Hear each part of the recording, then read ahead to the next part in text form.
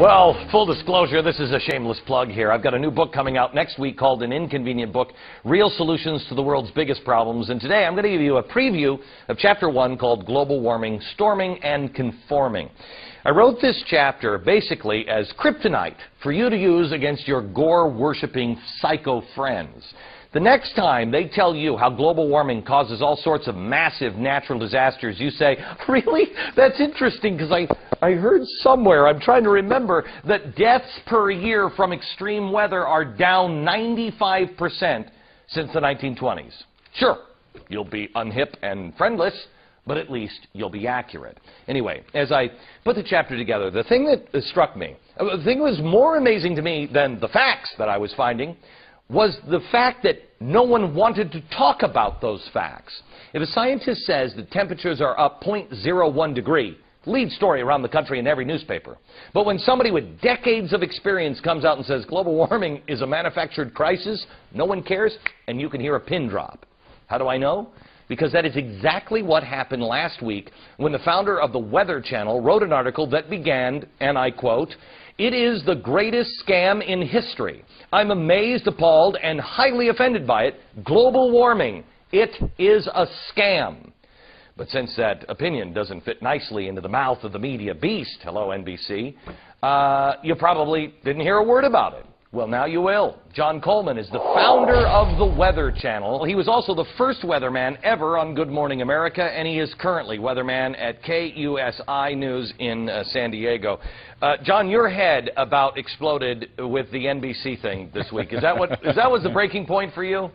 Well, I had been listening to all the global warming talk for a long time and posting material about global warming on our website. But finally, the crescendo of global warming myth, nonsense, exploded in my head, and I had to write a real rant, and that's the one that got noticed. I put it on our website. It was picked up by icecap.us, picked up by Drudge. First thing you knew, it was all over the newspapers, all over the radio, all over the TV sets, and I had created a bit of a stir, and all I was doing was telling you the truth as best I know it. Yeah. Why is it that the scientists are all in on this? I mean, so many people are in on the global warming is real and we've got to stop it right now. Glenn, you got to make a living, first of all. So you spent 10 years becoming a PhD in meteorology. You got a research job, and you decide you're going to research the effect of human activity on global climate.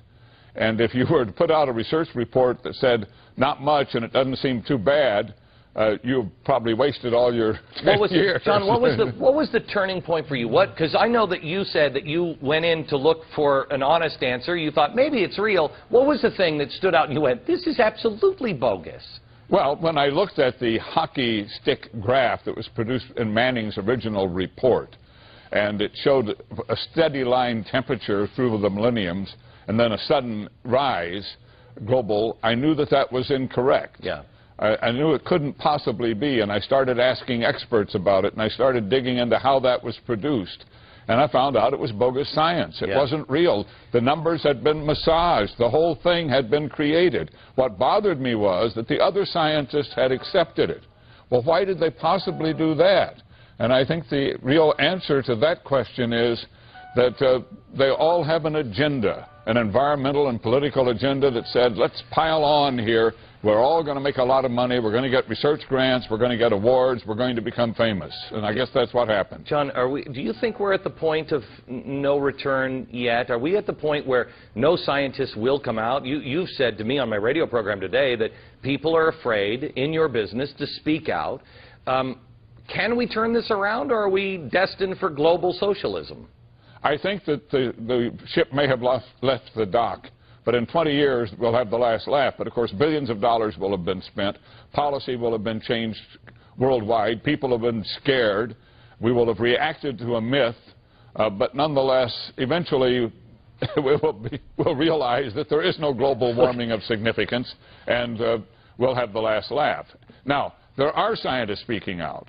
There are hundreds of them speaking out. There are thousands who signed a petition, 19,000 on a petition against global warming. There are many scientists speaking out, but the mainstream press is totally ignoring them. Yeah. The mainstream press has totally climbed aboard and is marching along. And, of course, the former vice president got himself an Emmy and an Oscar and I believe a Nobel Peace Prize. I mean, come on. A Grammy as well. John, thank you very much.